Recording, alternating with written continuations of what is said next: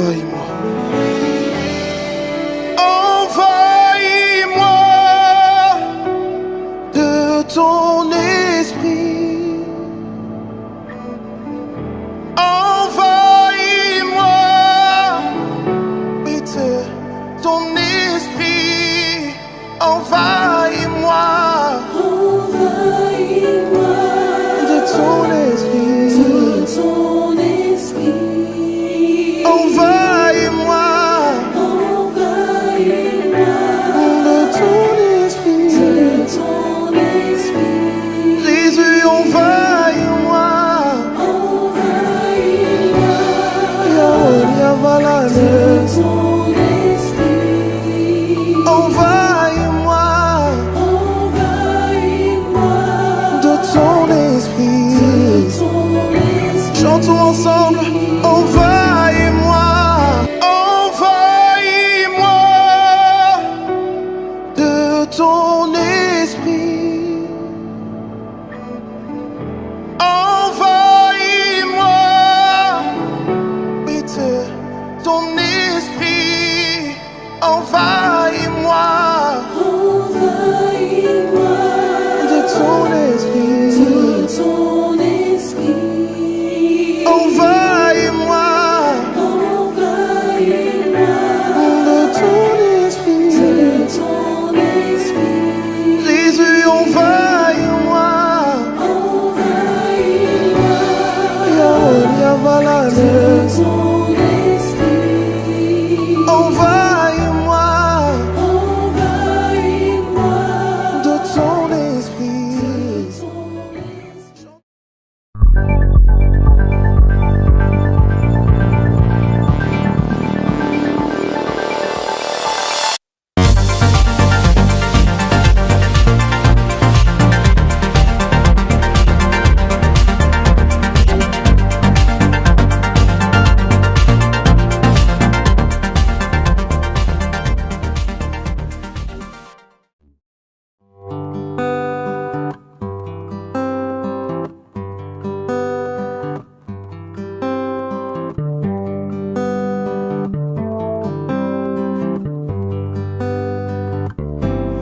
The Lord, my rock, in Him I hide, my shelter in the time of storm. I'm secure, whatever may betide, my shelter in the time of storm. Mighty rock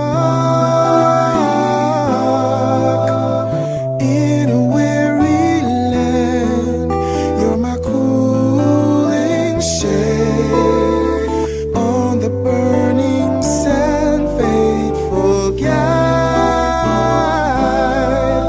With your mighty hand, you're my shelter in the time of storm.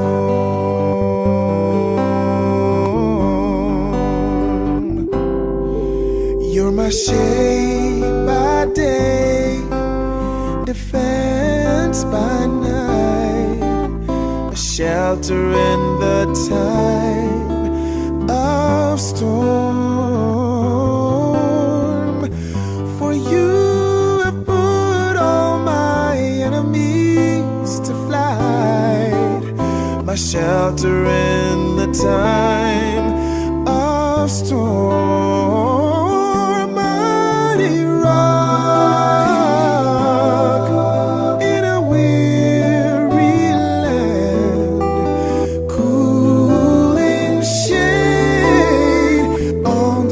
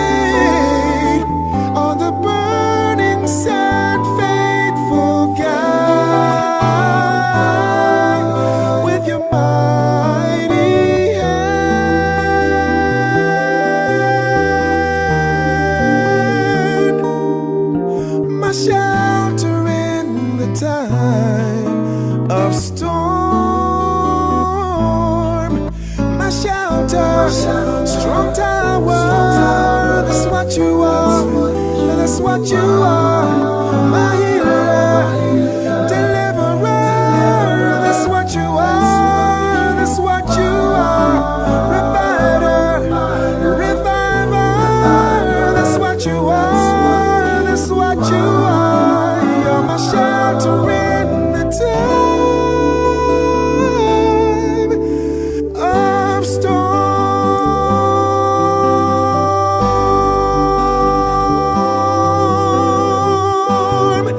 Yes, in the time of storm.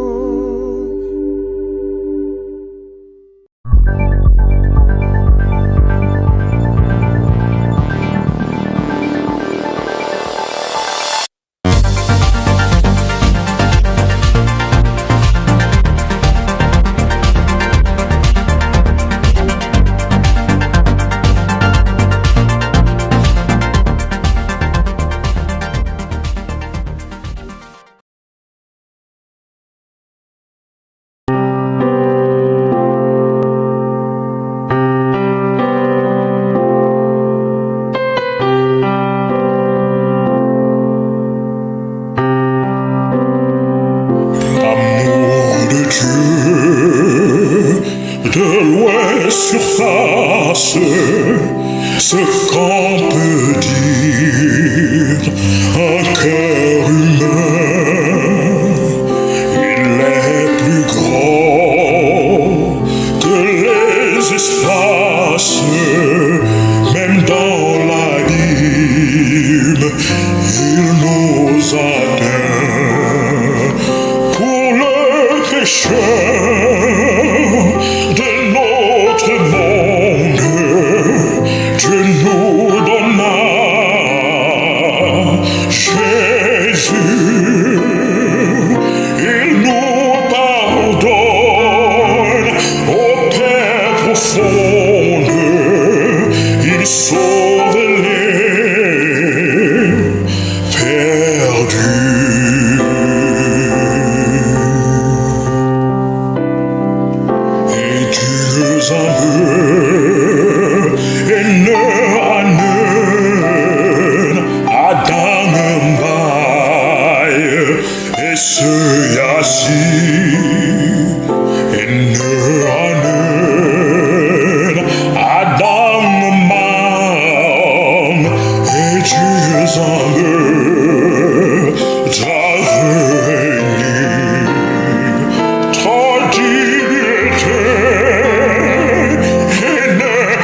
Fufut, ja litisene, ja jo,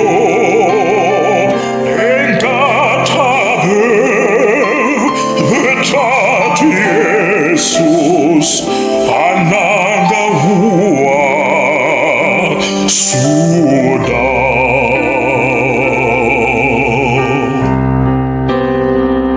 L'amour de Dieu, de loin surface, ce qu'on peut dire un cœur humain. Et ne anen Adam mort et Dieu s'en veut, j'aveux ta dignité et ne fufu, ja litisene, ja jo, engatabe, betat Jesus, anangahua, suda. Pour le péché de notre monde, Dieu nous donna Jésus. Il nous pardonne au Père profonde. Il sauve les perdus.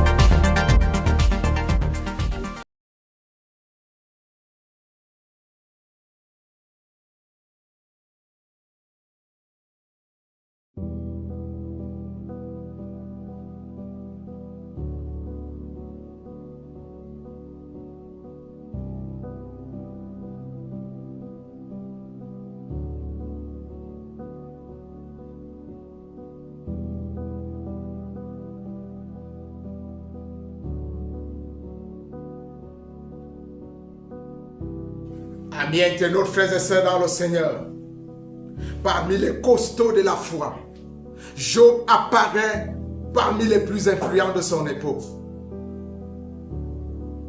Grandement béni de l'Éternel, l'homme eut tout ce qu'il pouvait posséder comme pouvoir pour se hisser au sommet du hit parade.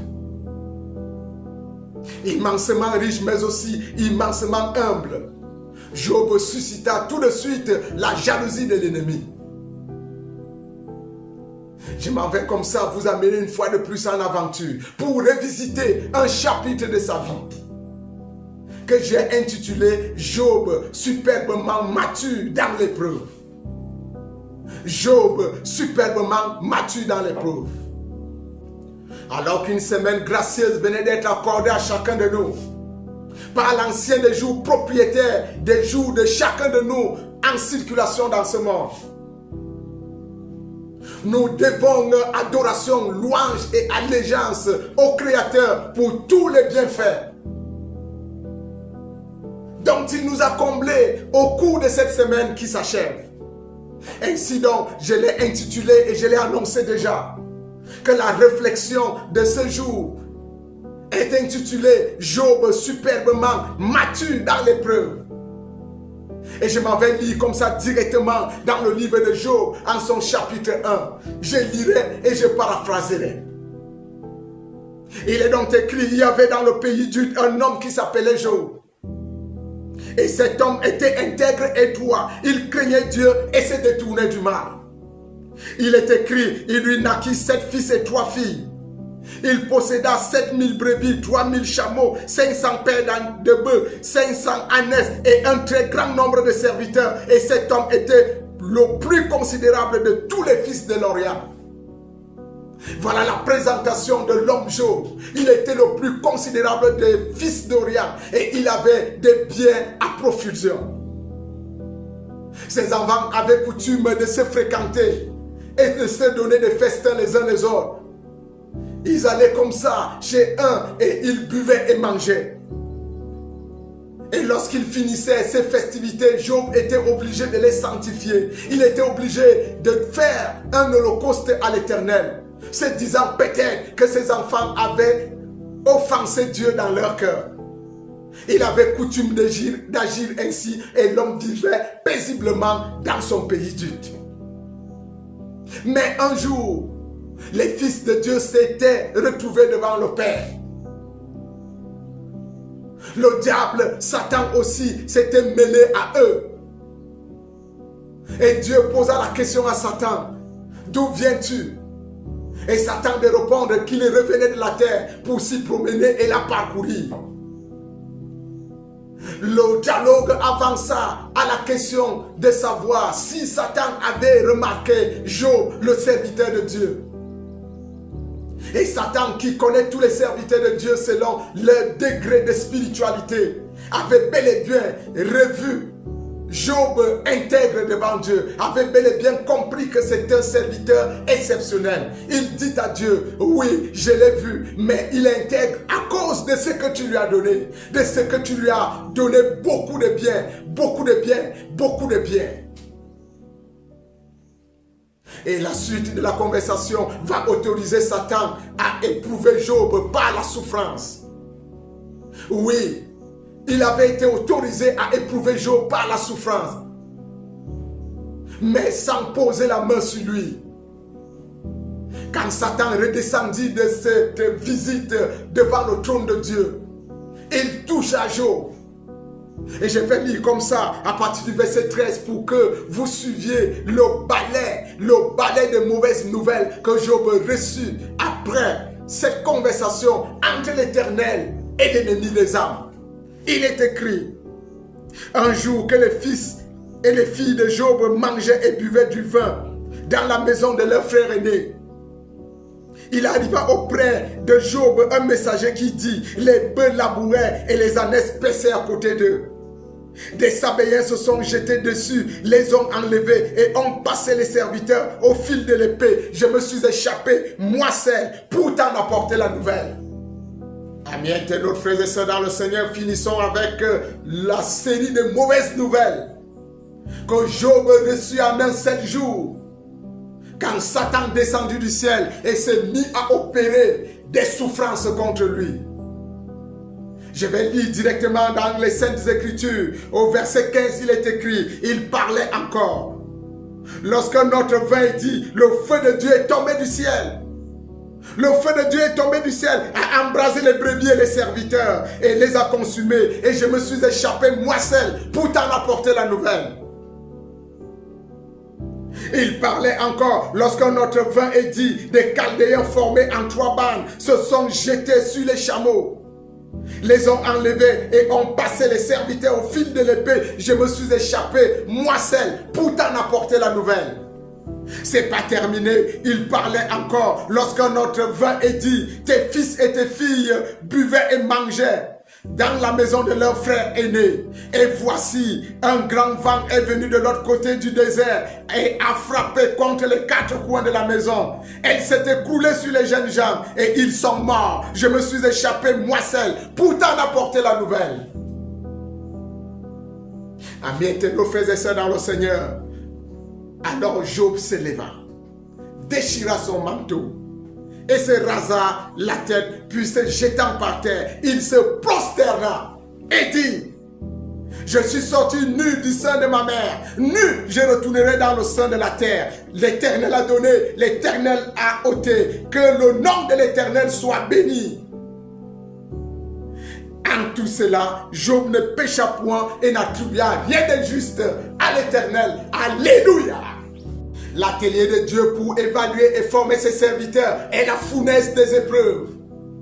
Dieu emploie les souffrances comme les ouvrières appelées à tailler, à ciseler, à épurer, à donner une forme royale à ceux-là qui sont appelés à des grandes missions et à de puissantes réalisations.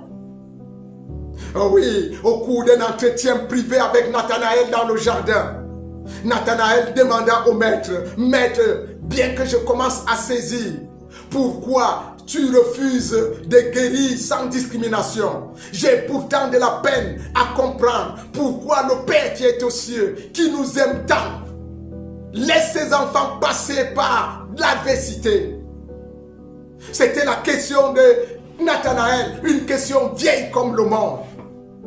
Et Jésus répondit à Nathanaël en privé également. Nathanaël, le Père n'afflige pas ses enfants volontairement. Les enfants du Père souffrent des accidents du temps et des imperfections du mal attachés à une existence physique sans maturité, dépourvue de maturité.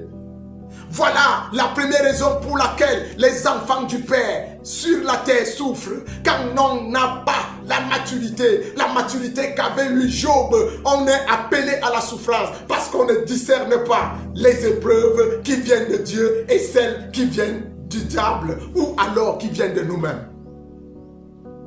En deuxième position, les enfants de Dieu souffrent à cause des conséquences inexorables des péchés. Les conséquences inexorables du péché, des péchés de la transgression des lois divines et même des lois de la lumière. Finalement, les fils des hommes récoltent la moisson de leur semaille à cause de leur persistance inique dans la rébellion contre la juste souveraineté du ciel sur la terre. Voilà la réponse que Jésus donna à Nathanaël en lui demandant d'étudier le livre de Job. Dans Nathanaël, étudie le livre de Job et vois combien de fois même les hommes les plus éclairés ont des conceptions erronées sur Dieu. Les hommes les plus éclairés dans le livre de Daniel, ses amis ont démontré qu'ils avaient des conceptions erronées sur Dieu.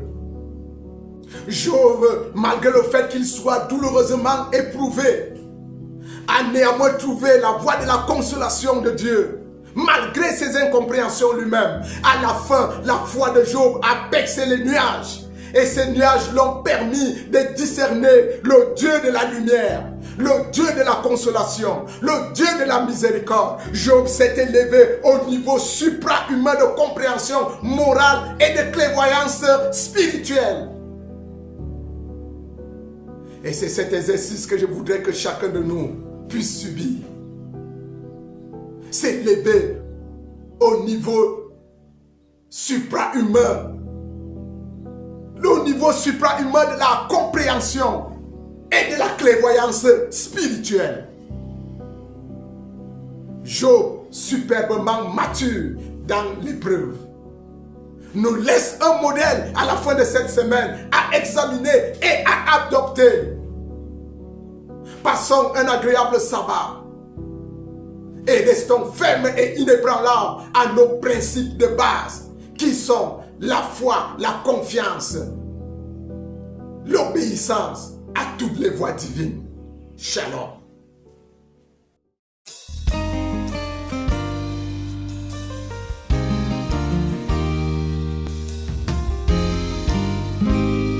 L'amour de Dieu de loin surpasse ce qu'on peut dire.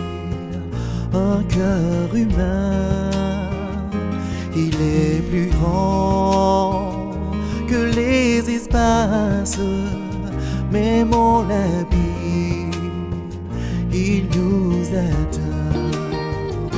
Pour le péché de notre monde, Dieu nous donna Jésus. Il nous pardonne nos peines profondes. Il sauve les perdus. L'amour de Dieu, si fort, si tendre, est un amour parfait. Tel est le chant que font entendre les anges et les saints.